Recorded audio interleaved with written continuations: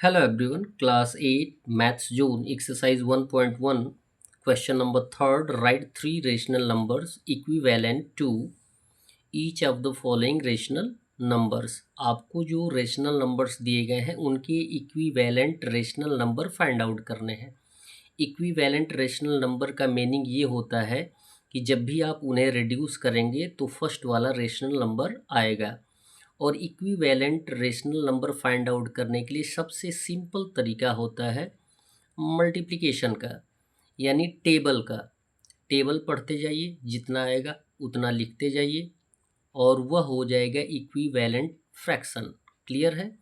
यानी -12/13।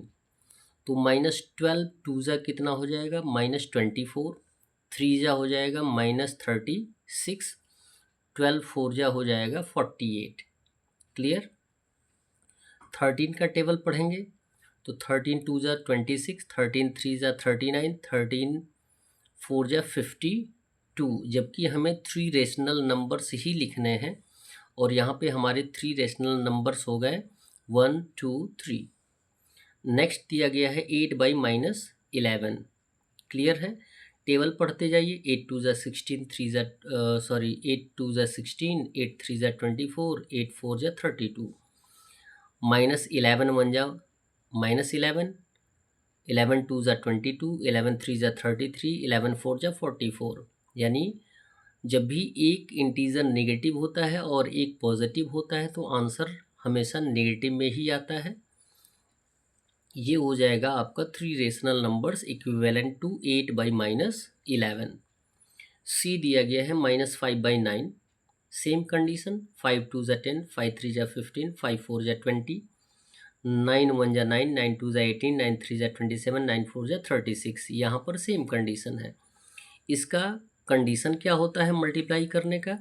यदि -5/9 दिया गया है तो कंडीशन यही होता है इक्विवेलेंट वैल्यू फाइंड आउट करने का कि हम जिस इंटीजर से मल्टीप्लाई करते हैं वह इंटीजर न्यूमरेटर और डेनोमिनेटर दोनों में मल्टीप्लाई किया जाता है।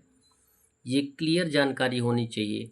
यदि 2 से हम डेनोमिनेटर में मल्टीप्लाई कर रहे हैं तो 2 से हम न्यूमरेटर में भी मल्टीप्लाई करेंगे। 5 टू ज़ा 10 यानी -10। 9 टू ज़ा कितना हो जाएगा? 18। इट मीन्स -10/18 आ जाएगा। क्लियर है? ये थ्री रेशनल नंबर्स है जो कि इक्विवेलेंट रेशनल नंबर है।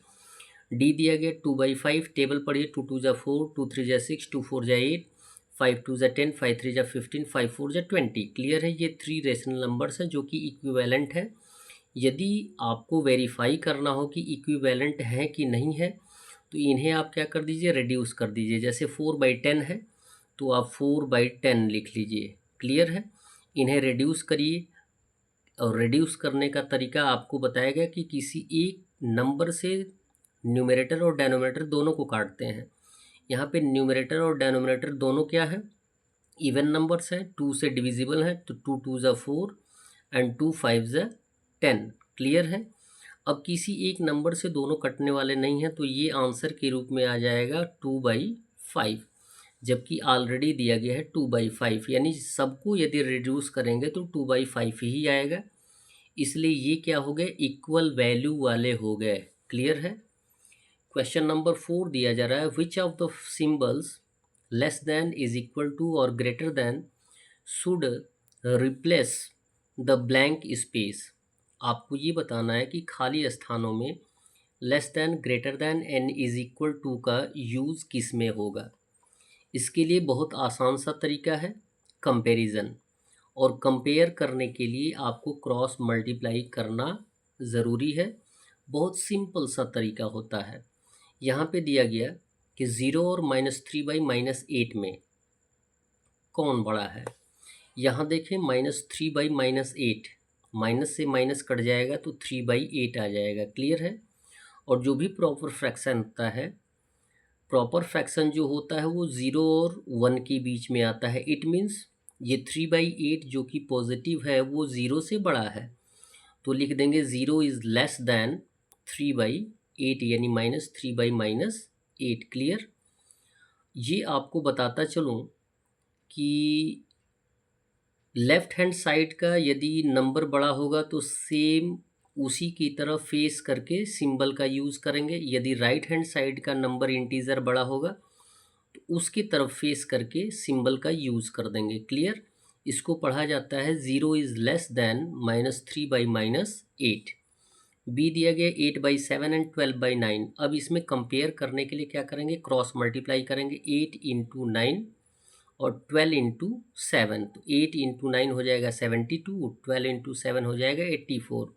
जाहिर सी बात है 84 ज़्यादा है तो 12/9 ज़्यादा होगा, तो 12/9 के तरफ फेस करके हम सिंबल का यूज़ कर देंगे। तो लिखेंगे या पढ़ेंगे 8/7 is less than 12/9। Cross multiplication का तरीका आपको ऑलरेडी बताया जा चुका है कि एक न्यूमरेटर से दूसरे के डेनोमिनेटर से और दूसरे के न्यूमरेटर से पहले वाले के डेनोमिनेटर से मल्टीप्लाई किया जाता है। सी दिया गया -2/3 एंड 4/-7। इन दोनों में कौन ग्रेटर है? क्लियर? तो क्रॉस मल्टीप्लाई करेंगे। -2 इंटू -7, 7 2 ज़ा 14, यानी माइनस इंटू माइनस क्या हो जाएगा, प्लस 14 हो जाएगा। 4 इंटू 3 12 हो जाएगा। तो 14 और 12 में कौन ग्रेटर है? 14। जाहिर सी बात है -2/3 बड़ा है तो इसके तरफ फेस करके सिंबल का यूज़ कर देंगे। इसको हम पढ़ते हैं -2/3 इज़ ग्रेटर देन 4/-7। डी दिया गया 13/-15 एंड 10/-11। क्लियर है? इन दोनों में कौन ग्रेटर है इसके लिए क्रॉस मल्टीप्लाई किया जाएगा। 13 इंटू -11, तो यहाँ पे प्लस यहाँ पे माइनस, प्लस इंटू माइनस क्या होगा, -13 इंटू 11 से मल्टीप्लाई करेंगे 143 आएगा। और यहाँ पे 10 इंटू -15 ये भी माइनस आ जाएगा। तो 15 से 10 में मल्टीप्लाई कर देंगे तो आंसर आ जाएगा -150। और यहाँ पे कंपेयर करेंगे कि -143 बड़ा है या -150 बड़ा है। तो ये क्लियर आप जानते हैं कि नेगेटिव जो होता है, जितने भी नेगेटिव इंटीजर्स बड़े आपको दिखाई देते हैं वो क्या होते हैं, छोटे होते हैं। और जो कि छोटे होते हैं वो क्या होते हैं, बड़े होते हैं। It means -143 is greater, so 13/-15 is greater. और सेम टू सेम इसी की तरफ फेस करके हम सिंबल का यूज़ कर देंगे। तो इसको पढ़ते हैं 13/-15 is greater than 10/-11। That's all. Video को लाइक करें और चैनल को सब्सक्राइब करें। धन्यवाद।